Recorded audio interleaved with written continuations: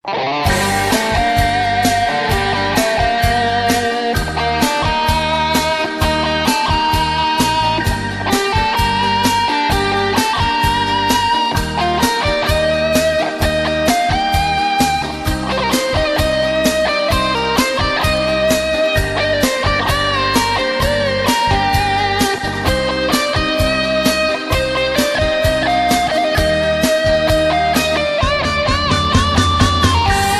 วิตที่มีอยู่นี้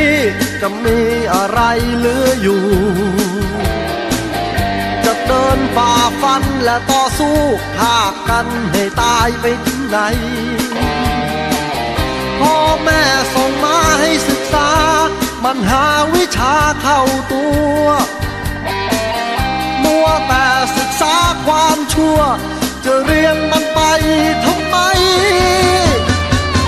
แบมือขอเงินตั้งแต่เช้าตั้งวงซื้อเหล้าตามป้ายรถเมล์สีไหนผ่านมาลองมาเป็นแกเร่ดูเสกว่ากูคือใครหยาดเหงื่อทุกบาทที่หาคนพลาดนั้นไม่ใช่ใครทำตัวเป็นพวกจันไรสุดท้ายก็ไปสังเกตวิถีชีวิตมนุษย์มันเปลี่ยนไปง่ายได้เดินอยู่แต่เช้ายันสายกลับมาตายไม่รู้ตัวพ่อแม่ส่งมาให้เรียนกลับมัวทำตัวไม่ดีทุกวันตีกันยิงกันฆ่ากันทุกวันสักวันไม่ตายก็ติดคุกไอ้ลูกเลวไอ้ลูกเลวไอ้ลูกเลว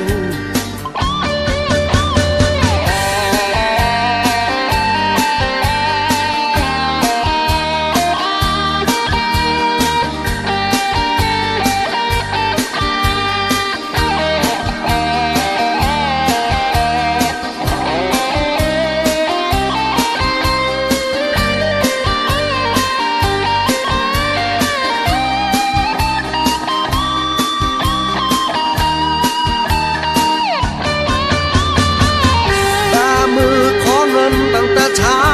ตั้งวงซื้อเหล้าตามป้ายรถเมล์สีไหนผ่านมาลองมาเป็นแกเร่ดูเสว่ากูคือใคร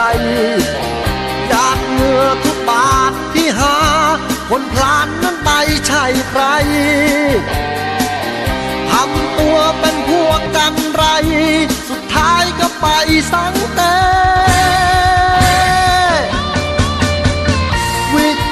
ชีวิตมนุษย์มันเปลี่ยนไปง่ายได้เดินอยู่แต่เช้ายันสายกลับมาตายไม่รู้ตัวพ่อแม่ส่งมาให้เรียนกลับมัวทำตัวไม่ดีทุกวันตีกันยิงกันฆ่ากันทุกวันสักวันไม่ตายก็ติดคุก